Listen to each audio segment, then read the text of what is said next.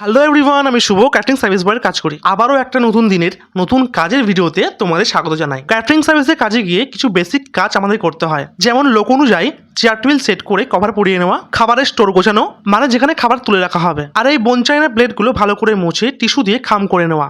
আজকে শ্রাদ্ধের অনুষ্ঠানে 120 জনের জন্য মাত্র 100টাই প্লেট রেডি করে নিয়েছি। এরপরেও যদি প্লেট লাগে তাহলে কাজের মাঝে করে নেওয়া যাবে।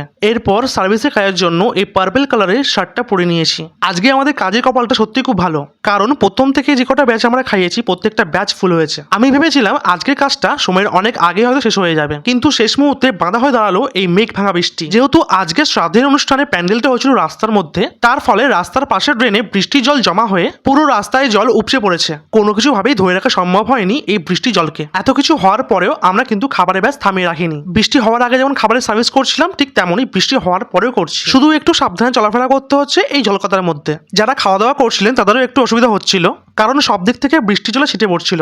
এদিকে চৈতন্যদা রান্নাঘর থেকে ছাতা মাথায় করে গরম গরম খাবার আমাদের এনে দিচ্ছিল। আমরাও যত সম্ভব চেষ্টা করেছি খাবারে যেন বৃষ্টি জল না পড়ে। কাজ শেষ করে আমিও একটা খাবারের প্লেট নিয়ে বসে পড়েছি। প্রথমে ছিল শাক ভাজা, পাবদা মাছের ঝাল, পটল চিংড়ি, কাতলা মাছ, লেবু আর সন্দেশ। সন্দেশের নামটা খুব একটা মনে নেই, কিন্তু খেতে ছিল অসাধারণ। সন্দেশের ফার্স্ট বাইট নেওয়ার পরে প্রশংসা করায় বাপন আর সোমনাথ মিলেই বাকি সন্দেশটাই ওরাই খেয়ে নিল। শাক ভাজা দিয়ে ভাত খাওয়ার পরে এই সর্ষে পাবদার ঝোল নিয়ে ভালো করে মেখে হালকা একটু গন্ধরাজ লেবুর রস চিপে ভালো করে মাখিয়ে পাবদা মাছ ও কাতলা মাছ সহযোগে খেয়ে নিলাম।